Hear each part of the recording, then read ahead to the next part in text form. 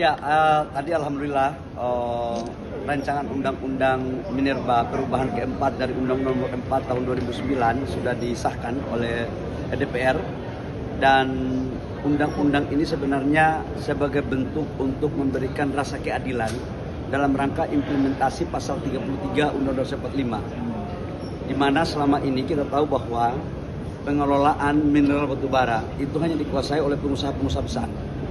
Dan itu lagi. Arahan Bapak Presiden dan perintah undang-undang itu, pasal 33 undang-undang itu adalah harus dilakukan secara pemerataan. Arif.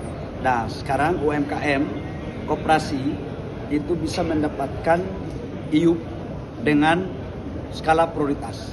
Artinya tidak mesti mengikuti tender murni. Yang kedua adalah juga dengan organisasi keagamaan, organisasi kemasyarakatan keagamaan. Kita tahu bahwa peran daripada organisasi kemasyarakatan keagamaan dari sebelum merdeka Indonesia sampai dengan merdeka dan mempertahankan kemerdekaan ini kan sangat luar biasa sekali. Tapi apa yang terjadi, kita secara jujur kita harus katakan bahwa ruang-ruang untuk mengoptimalkan mereka dalam memanfaatkan potensi sumber daya alam kita ini belum maksimal. Nah, karena itu kita memulai dari Minerba, alhamdulillah juga sudah. Yang ketiga adalah undang-undang ini juga memastikan bahwa ketika ada perselisihan terhadap satu wilayah IUP yang seolah-olah bahwa ini menang, yang ini menang. Jadi kalau tidak ada temuannya, negara ambil alih. Ini sebenarnya sejalan dengan roh undang-undang pasal Undang-Undang 45 pasal 33, bahwa seluruh kekayaan yang ada pada negara kita, baik laut, darat dan udara, itu semua dikuasai oleh negara. Jadi bukan dikuasai oleh oknum perusahaan tertentu, tapi dikelola sebaik-baiknya untuk kesejahteraan rakyat.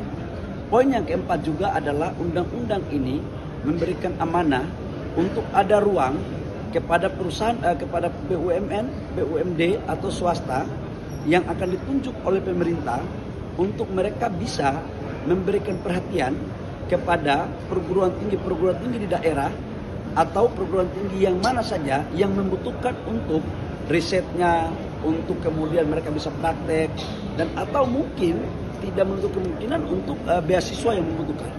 Nah, kira-kira ini yang isi daripada undang-undang ini, dan juga merupakan sebagai respon terhadap keputusan Mahkamah Konstitusi yang terkait dengan wilayah lingkungan dan IUPK. Ya, gitu. Jadi posisi perguruan tinggi itu tidak akan dapatkan izin untuk tambang itu juga tidak secara otomatis mendapatkan IUP. Tapi semua bisa mengajukan, Pak, berarti yang membutuhkan atau pakai yang membutuhkan bisa melakukan mengajukan untuk mengajukan agar bisa melakukan kerjasama dalam risetnya, dalam beasiswanya, atau dalam fasilitas kampusnya, itu bisa. Berarti penerima manfaat. Iya, penerima. Contoh katakanlah di Papua. Di Papua itu kan ada Uncen, ya. Mungkin risetnya mungkin kita bisa lewat Freeport. Di Maluku Utara itu kan di sana kan ada Wedabai dan beberapa tambang-tambang lain. Di universitasnya bisa kita dorong untuk kemudian perusahaan-perusahaan itu punya ruang agar teman-teman ini bisa ikut.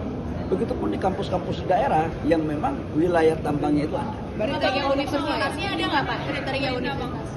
Nanti kita pasti ada kriterianya. Ini kan baru undang-undangnya kan.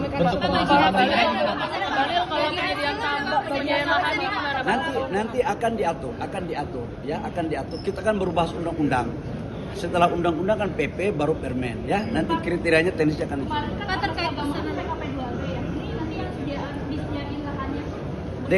Dengan undang-undang ini, maka ruang untuk organisasi keagamaan tidak hanya terbatas pada PKP2B, tetapi juga itu terbuka untuk di luar ex PKP2B. Kalau kemarin di dalam PP itu hanya terbatas pada ex PKP2B, tapi kalau yang ini bisa kita dorong. Kan senang kan kalau organisasi keagamaan itu, mohon maaf kalau kita libatkan bagi yang mau ya, bagi yang butuh. Tapi kalau nggak mau, yang nggak butuh, ya jangan. Karena tidak semua organisasi keagamaan kan membutuhkan kan. Pak, terkait kampus dan pemegang ini ya Pak, lahan tambang itu ya Pak, dia jadi nggak terfokus di PK2B itu Pak. Oh ya, dan UMKM ini Kami punya cara berpikir begini, pemerintah punya cara berpikir begini. Ini kan retribusi aset, tapi harus lewat aturan. Nah, UMKM ini adalah UMKM daerah. Contoh, dia di Kalimantan Timur, wilayahnya. Yang mengajukan UMKM-nya itu harus UMKM orang Kalimantan Timur yang ada di kabupaten itu. Supaya apa? Pemerataan. Selama ini kan nggak merata. Jujur dalam berbagai kesempatan saya katakan bahwa IUP ini lebih banyak dimiliki kantornya berada di Jakarta. Nah, ini kita mau kembalikan. Mau kembalikan dalam rangka apa? Pemerataan. Biarlah orang-orang daerah itu menjadi tuan di negerinya sendiri. Itu yang menjadi arah kebijakan pemerintah di bawah pimpinan Pak Presiden Prabowo. Bentuk pengawasannya kan bagaimana dari pemerintah? Pasti, kita kan ada undang-undang pengawasannya, lingkungannya apa segala macam itu ada. Dan satu lagi, IUP-nya yang akan kita kasih ke prioritas untuk UMKM, untuk organisasi keagamaan, koperasi, itu tidak dapat dipindah tangankan dalam bentuk apapun. Bukan beli, dikasih, habis itu dijual lagi. Nggak akan dipindah tangankan dalam bentuk apapun. Supaya apa? Kita pingin untuk mendorong pengusaha-pengusaha baru yang muncul dari daerah. Jadi sekarang dia UMKM 5 tahun, 4 tahun itu bisa menjadi pengusaha besar. Nah, inilah yang menjadi tujuan pemerintah. Oke ya? Pak, bagi hasil universitas dan